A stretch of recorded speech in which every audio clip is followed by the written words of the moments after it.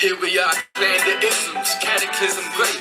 Our people out here struggling, trying to make it in this state. Everybody out here doing it, but we the ones too late. Now family, we the ones who gotta delegate. Get that money in the power, never be fake. Stick to code, stop for 3. What did he say? Create jobs, support our own. Educate the same power back your home. Got 3 degrees, triple 10. 3 PhDs, now we on the CNN. DPTV, let's talk about negligence. Ignorance is bliss, but we can turn it to intelligence. Believe none of what you hear, half of what you see. Let's break it down here on Dr. Boyce TV.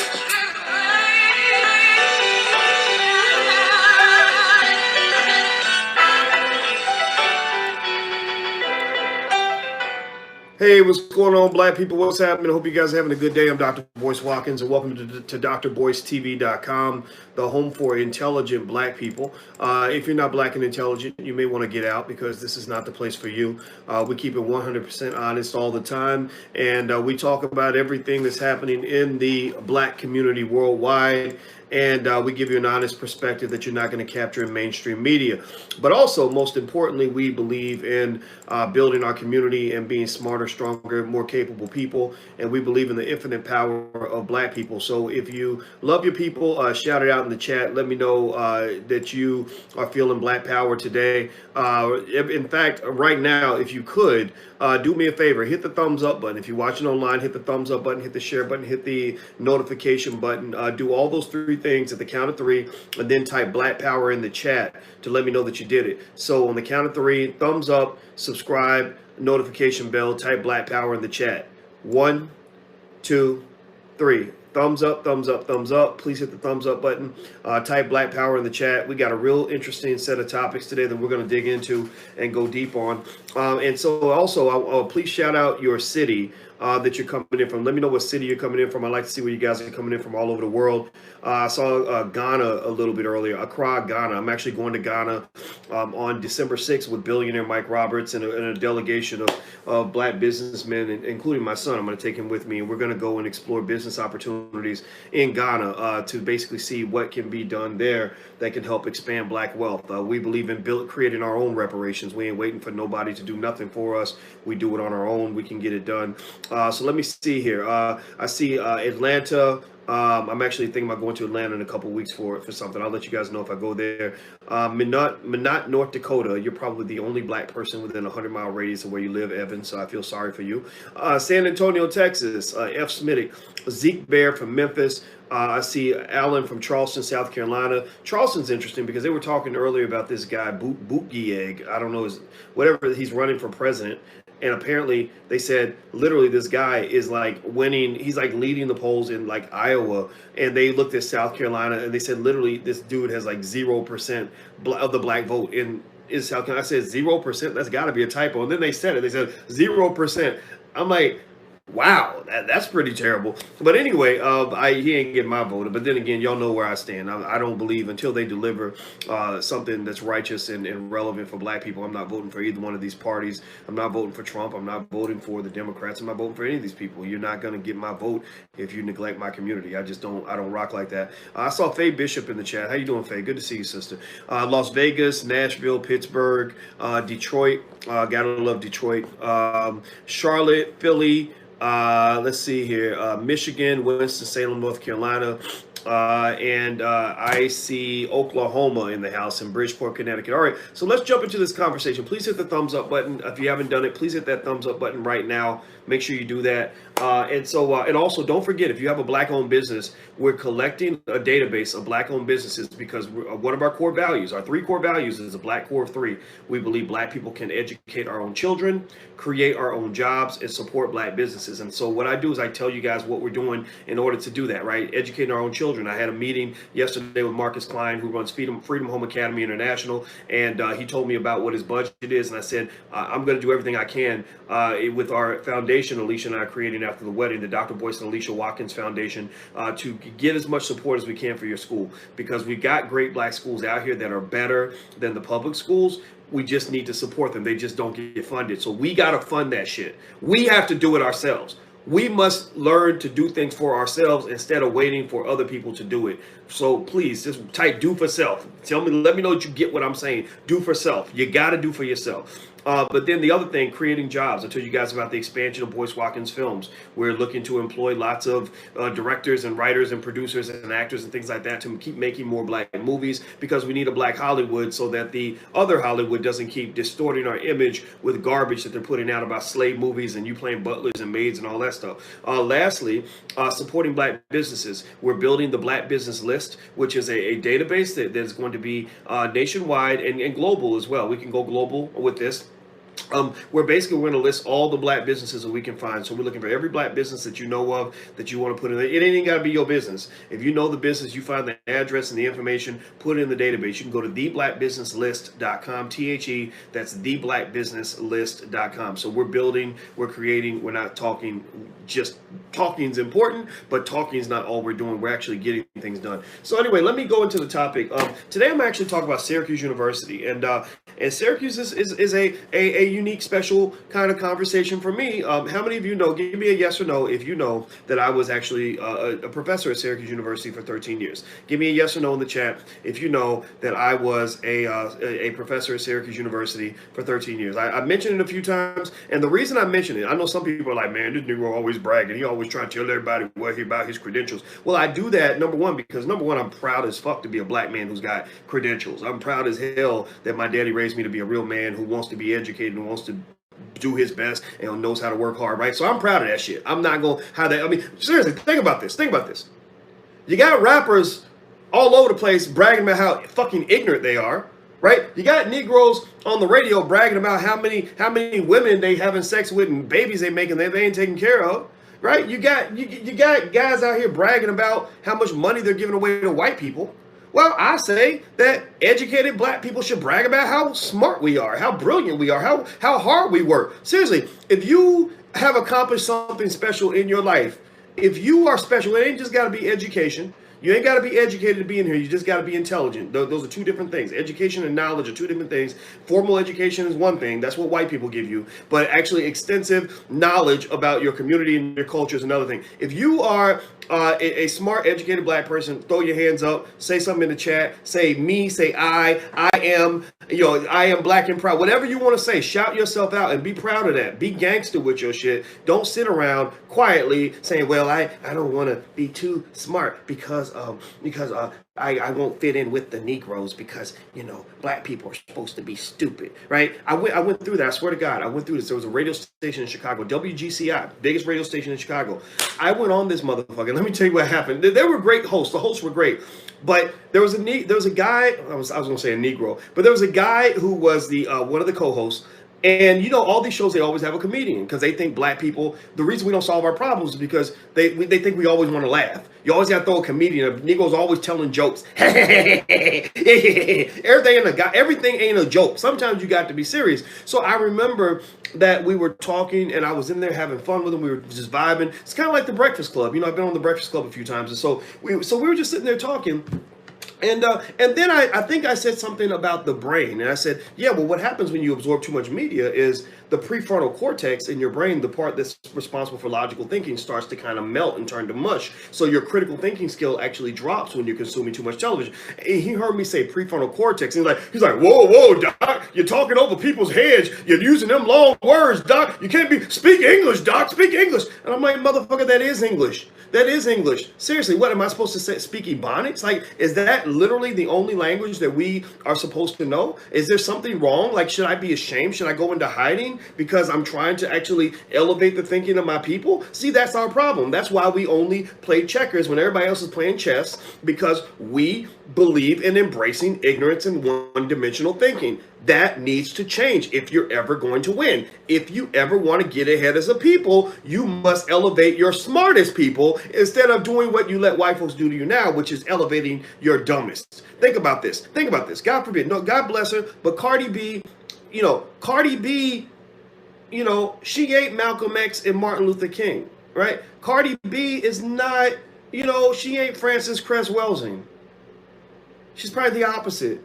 I'm sure Frances Cress Welsing could do 45 lectures in a row about Cardi B and the disturbing imagery that she promotes to black people. I'm not saying Cardi B is a bad person. She is who she is. You can't hate her for being who she is. But yes or no? Give me a yes or no if you see what I'm saying. Should Cardi B be the person that is being like heard the most by your 8-year-old daughter? Like, should your daughter know more about Cardi B than she knows about Frances Cress Welsing? Should your daughter, I mean, really, like, think about this. Cardi B gets on record and raps about how well she sucks a penis. Is that you really want your daughter like reciting those lyrics? And then you're all shocked and surprised when your daughter meets R. Kelly at the age of 14 and ends up becoming one of R. Kelly's women. Seriously, you need to connect the dots, man. So that prefrontal cortex is what helps you connect the dots. That's how you play chess instead of checkers. Do me a favor, hit the thumbs up button. If you haven't hit the thumbs up button, please do that. Hit that notification bell so you'll be notified when we go live. Also, if you want to support the expansion of intelligent black media, feel free to join our League of Intelligent Black People at intelligentblackpeople.com. That's intelligentblackpeople.com. Let me talk about Syracuse University. So Syracuse University, so I spent 13 years there, and I saw this interesting story about Syracuse, where Syracuse has a racial problem. They have a serious racism issue that you should be aware of if you're thinking about sending your children to this school. Basically, Syracuse has had a series of incidents in the past couple of weeks in which you have, among other things, this white supremacist manifesto that's being circulated throughout campus. They don't know where it's coming from. You have had, swastikas, spray painted all over campus. You've had racist graffiti sort of sprayed all over campus. And you also have an incident where a fraternity was suspended, allegedly because a black woman was attacked. I don't know if it was a physical attack. Let me see if I can read some of this to you. From Atlanta Black Star, they said Syracuse officials have halted activities for all fraternities after a spate of racist and anti-Semitic incidents reported across campus. For the second time in just 3 days, the chancellor, Kent Swerverd, his name is spelled Syverud, Suverud, I guess, addressed students in a video message regarding the bias-related incidents. The latest involving a black female who claims a group of fraternity members pelted her with racial slurs as she waited for a bus. So pelted sounds like physical. Sounds like they were throwing rocks. No, they didn't throw rocks. They threw words. Now, I'm going to talk to the black people. Then I'm going to talk to the world. The black people in the room, I need you to kind of just understand that words are not the same as actual violence, right? Does not mean that you shouldn't be offended if somebody pelts you, hit you in the head with racial slurs. But, Dave Chappelle did a skit. What was that skit called, the Netflix special? He did a Netflix special. If I'm not mistaken, he did a Netflix special that was called Sticks and Stones, I believe. Maybe I got that wrong. Maybe it's somebody else. But I believe it was called Sticks and Stones. And what he's basically saying is, look, sticks and stones may break my bones, but words will never hurt me. And so I'm not trying to say that, that words don't matter. Words are very powerful, right? I'm not trying to say that you should walk around and let white folks call you any name that they want. That's not right either. But, if you call, I'm going to tell you like this. If you call me the N-word, I'm going to turn around and I'm going to call you the N-word. You'd be like, boy, you're a nigger. Boy, you a nigga. Yo, toothless, crystal meth smoking, white trash hillbilly motherfucker, right? Like I can like what you throw out at me, I can throw something back, right? Like I can respond. I don't have to like ball up into like a little insecure piece of toilet paper and start crying like, why would you call me names? It's not very nice. I need white people to like me so I can feel better about myself. Right? I'm not doing that. I'm not going to do that because I learned a long time ago that what a white trash person thinks about you really doesn't matter. It only matters if you give that person the power to let them know that their words actually matter.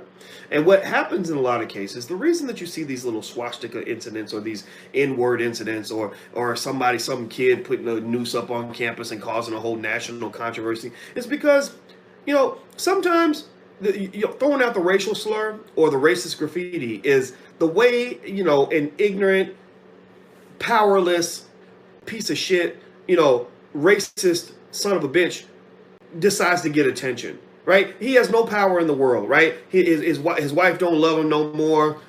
His penis is tiny. He makes, you know, $14 an hour on his job, maybe $10 an hour, whatever, right? And he's depressed about it, right? He's had, you know, he can't afford his crystal meth and his oxycodone anymore. So he just says, I'm going to get some attention, and I'm going to go out and I'm going to, you know, write something on a wall, hang a noose up in the office, or I'm going to call you the N-word and get you to throw away your whole future, because you feel somehow that because I said these words to you that you're supposed to come and attack me, right? And then when you attack me, hey, I get to sue you. And when I sue you, if you got a little bit of money, I get all your money. And somebody says there's a buzzing sound. Let's see. Can you guys hear me? Okay, let me see here. Oh, wow. Let me know if you guys can hear me. Somebody saying buzzing in the audio. Give me a yes or no if you guys can hear me. Okay. All right. You can't hear me. Okay. Crap. You know what? Okay. I know you guys can hear me. So what I'm going to do is tell you guys to go to yourblackworldtv.com. And that's where you can finish hearing me, okay? I know you guys can hear me on Instagram. I know you guys can hear me on yourblackworldtv.com. And let me know. Somebody says there's a ringing sound. We hear you, but buzzing. I hear you, but there's a buzzing sound clearly. Steve Young says clearly, very low buzzing. Okay, I don't know how to turn off the buzzing. Let me see if this hit the thumbs up button while I see if I can turn this thing off. Let me see if this works.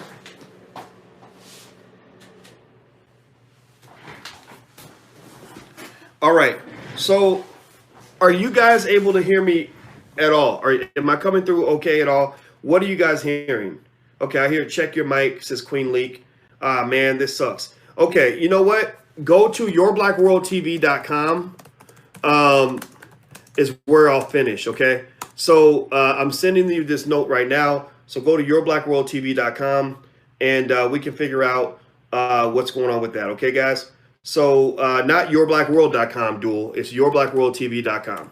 Okay, so yourblackworldtv.com. Okay, so let's finish over there. All right, so I'm going to end this stream right here because I don't know what's going on. And let's finish up here. Let's keep talking. All right, so here's the deal. Okay, so basically, you know, with Syracuse University and these incidents, somebody asked me a second ago, you know, did I experience this kind of thing when I was teaching at Syracuse? And the answer is absolutely yes. You guys know that part of the reason I left Syracuse was because there was a racial incident or series of racial incidents that didn't just affect the students, but also affected me. I had a big public battle with the university over racism related issues. You know, the whole fight was, you can go Google all this. And I remember that even back then they had racial incidents just like these. Like they would have something where the fraternity would do some sort of racist video, or they would, you know, or there'd be somebody would get, you know, be under a racial attack or whatever. And I remember telling them, I said, you're going to always have this problem because you aren't addressing the issue. You have a cancer in the minds of many of your students. And this cancer is not something that you're trying to actually cure because you want people to believe that this is a one-off. You know, like, oh, nothing to see here. Everything's okay. You know, we made a statement and it's fine. As I know, you can't just make a statement. You're not digging to the core of this. You know, when an 18, 19, 20-year-old kid does something that is horribly racially offensive, somebody educated that child in a way that was toxic and predatory, right? Somebody taught that kid how to be a racist. They taught him how to be a great racist at the age of 20 years old, right? And so when you look at the behavior of these 20-year-old kids, you have to go also look at the curriculum. You know, how much inclusion and how much, oh, I hate that word inclusion. That's so, you know, how much Black history is required from your students? Do they know anything about Black history? Do they know anything about, you know, the Black experience in America? Are they in any way connected to the effects of, you know, race, you know, slavery, Jim Crow, mass incarceration, all the other things that have affected Black people? Do they even care? And so, unfortunately, what happens is these institutions will enable racist behavior and then act surprised when it happens, right? And so I remember saying that to them and saying, you're going to have the same problem. Like 10 years from now, literally 10 years ago, I said 10 years from now, you're going to have the same damn problem because you're not actually addressing the problem. You've got cancer and you keep putting a Band-Aid and sticky glue on cancer. Right? You can't do that. You can't put a Band-Aid on cancer. You have to do radiation. You have to do chemotherapy. You have to do surgery. You can't just say, oh, well, hey, it happened. We're going to sweep it under the rug. We're going to fix it, and it's going to go away, because what's going to happen is you're going to have another flare-up. And so what you're seeing here with this racist incident where, the poor black girls, is hit with all the, these racial slurs from the fraternities and all this racist graffiti and the white supremacist manifesto, is you're having another flare-up. And these flare-ups, I pay attention to what happens on Syracuse University campus, and it happens on a lot of campuses. These flare-ups happen on that campus about once every 2 or 3 years. Usually every 2 or 3 years, there's some national incident of racism that occurs on that campus, because that is a racist campus. That is not a place where black people are part of the infrastructure of how that campus is run. I remember when I was there, my big issue was, I said, you got to pay attention here. I'm in a department where when I got hired at Syracuse University in the finance faculty, they did not have a single African-American professor in that entire business school in any department. And I said, you have no idea how hard it is. It's already hard enough to get a PhD in finance. It's one of the hardest things I've ever done. It's damn hard to be a black man getting a PhD in finance. When I got my PhD in finance, I was the only African-American on earth that I knew of anywhere to get a PhD in finance that year. It was hard as shit. And then it's incredibly hard, to get published in the top journals and all that stuff. That's tough to do. And then it's really difficult when you're thrown into a situation where you have no black mentorship, nobody looking out for you, nobody helping you through the process. I remember thinking, what the fuck am I supposed to do? I just got thrown in here. I don't know what to do next. And so but I said, you know what? Y'all not going to stop me from reaching the destiny that God has for me. I'm going to be successful whether y'all make it happen or not. So I became successful in my own way. I started going into the public and working with my community, which they didn't like. They didn't like that. They didn't really seem to think that doing work in the black community was relevant, and that's fine. It is what it is. I was going on national TV eventually talking about racial issues. I became the most well-known professor on that campus, literally the most publicly known professor. So, and that kind of was like a weird thing, because they're like, okay, we got this little Negro over here, but he ain't nobody, but everybody seems to know who he is. He's signing autographs and stuff. Like, what the hell is that? Well, that was basically due to an interesting disconnect where the black students saw that having a person like me was an asset. They would come to my office. They'd be like, we heard about you. My dad told me to come to school because you're here and I want to work with you. I want to be next to you. Whereas you had the white infrastructure that was completely clueless to to what black people actually care about and what actually works when it comes to educating black students. So they were not supportive at all, right? So, but again, I'm not going to sit around and wait for white folks. I just don't do that. And I'm telling y'all, seriously, guys, like, if you're trying to build your life, don't wait for white people to acknowledge you. They're just not going to they're not that good at acknowledging blackness because they live in a whiteness bubble. That's just kind of that's just what they do. I can't explain it. Just is what it is. It's 400 years of this. They've been doing this for a long time. And so I remember it got to the point where it became a battle. It was a racial battle where I literally said, how in the fuck do you think I'm going to make this shit work when you have a 100-year history where you have barely hired any black people in my field? You have not promoted anybody in 100 years, and you trying to tell me there's something wrong with us? That's your racism 101 right there. That's white supremacy right there. White supremacy is when you have the fucking audacity to think that the reason that you've never hired or promoted a black person is because there's not a Negro on earth, on earth or any surrounding planet who is qualified to do this job. Yet there's thousands of white men who could do the job. That's white supremacy 101, right? When you believe the impossible, but you ignore the obvious. You believe what is statistically highly unlikely, but you don't believe that which is clear. You don't go for Occam's razor. The simplest solution is the right solution. You're looking at like, well, my God, these Negroes are so unqualified. They're just so terrible. These black people are just so dumb. What's wrong with black people? Maybe they're monkeys or something, right? So I remember just saying, well, I'm not really, this fight is not worth it to me because I've got bigger things I want to do in my life.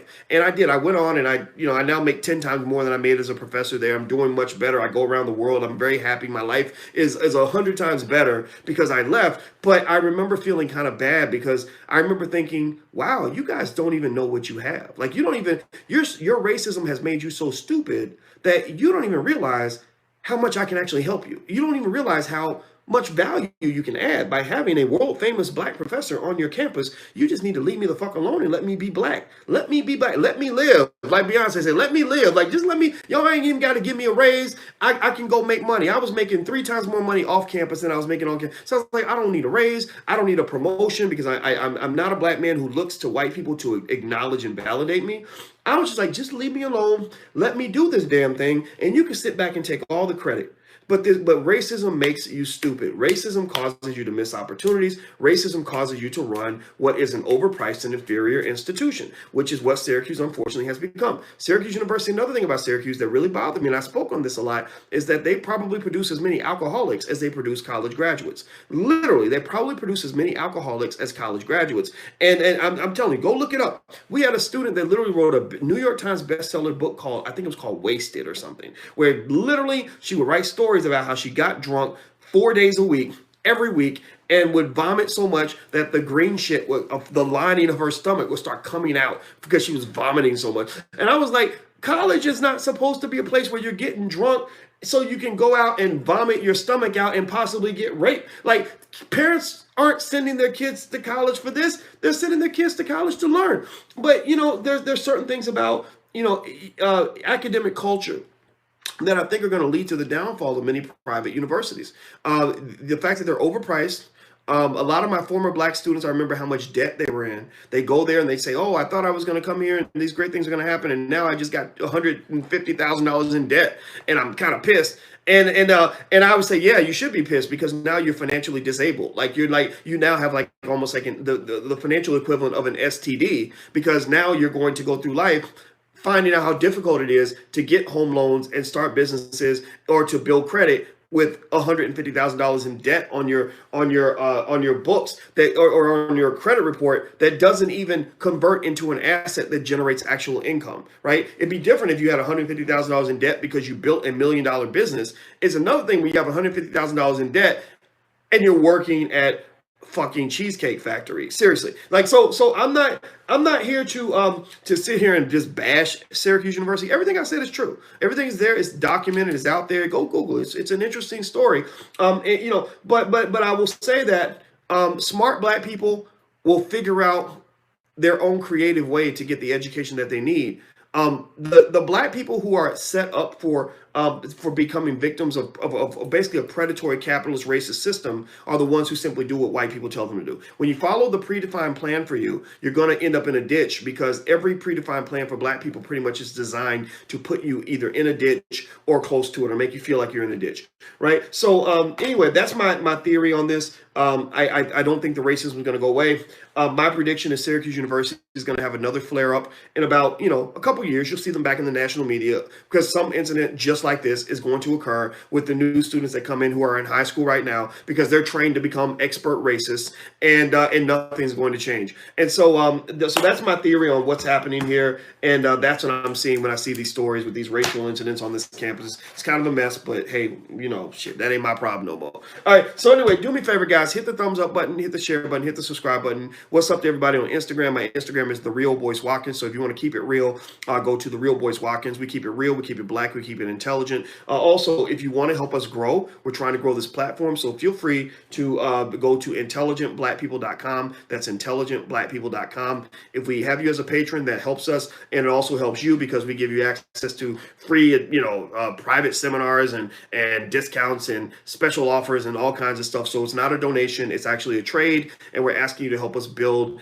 out intelligent black media all throughout the world. And also, of course, if you want to learn about business, you can go to theblackbusinessschool.com. We have 82,147 students all over the planet right now, most of whom are paying almost nothing. And some of them are paying nothing at all. So go to theblackbusinessschool.com and we will educate you better than pretty much any university you've ever been to because we know how to educate black people better than anybody on earth. And we know how to do it on a budget. So go to theblackbusinessschool.com, learn investing, learn real estate, learn all the pillars of wealth. That's what's going to help you succeed as a black person. That's what I want you to do. That's my advice. That's my theory. That's what I believe. And that's my story. I'm sticking to it. You guys have a good day. I'll see you soon. Take care. Peace.